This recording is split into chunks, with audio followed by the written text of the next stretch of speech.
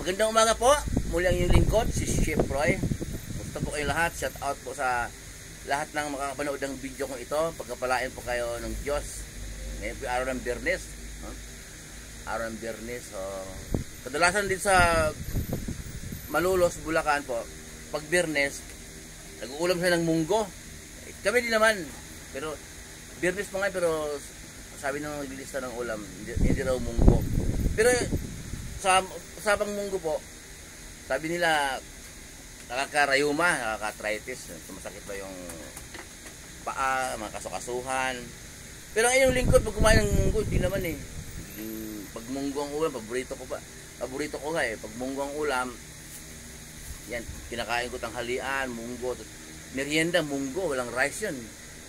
Hanggang gabi, munggo, hindi man sumasakit ang paa o kasukasuhan. Pag naman loob, yan, sumasakit.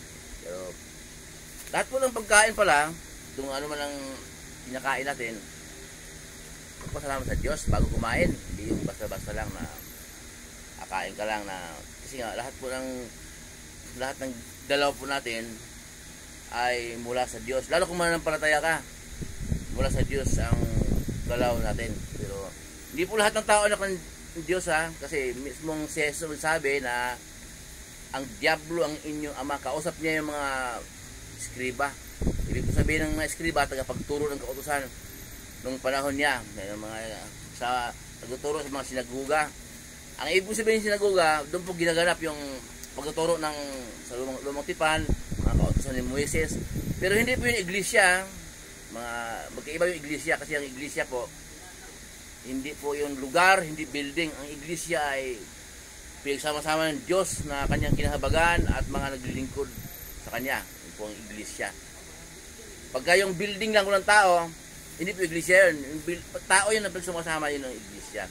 Yun po.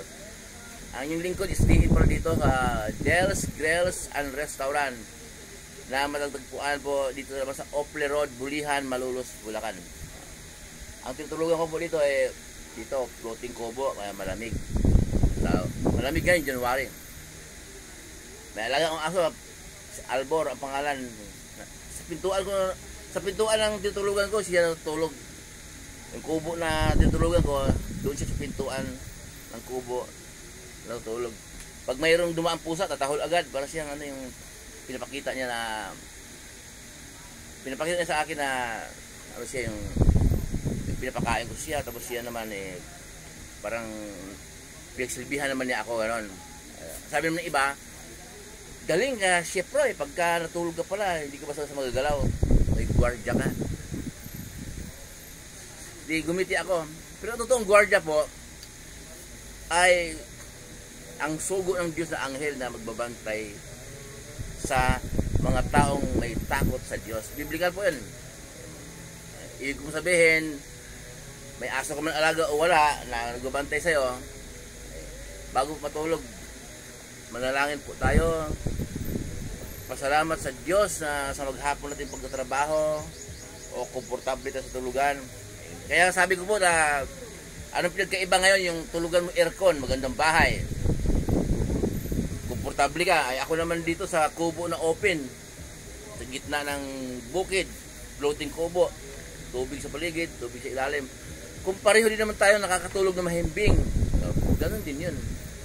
Anuhin mo yung magandang tulugan kung balisa ka naman, punong-puno ka ng pag-alala, problema, parang wala kang tiwala sa darating na bukas. Kaya kailangan po mahalaga pasalamat sa Diyos bago matulog, manalangin, hingin ang gabay sa pagtulog kasi yung iba po hindi nagising, patay na, binangungot. Pag gising sa umaga po, pasalamat din, nagising ka na maayos. Portable tayo, ang mahalaga po kontento tayo kung anong pinagkaloob ng Diyos na biyaya. Kahit po gaano ka karaing pera, kung hindi ka kontento ay hindi ka masaya kahit saan ka po pupunta. Muli pong yung lingkod, si Chef Roy, mabuhay po kayo lahat, ingatan kayo ng Diyos kahit sa lahat ng pupuntahan niyo, mga trabaho, negosyo, anong pinagkakitaan nyo, ayon sa kalooban ng Diyos.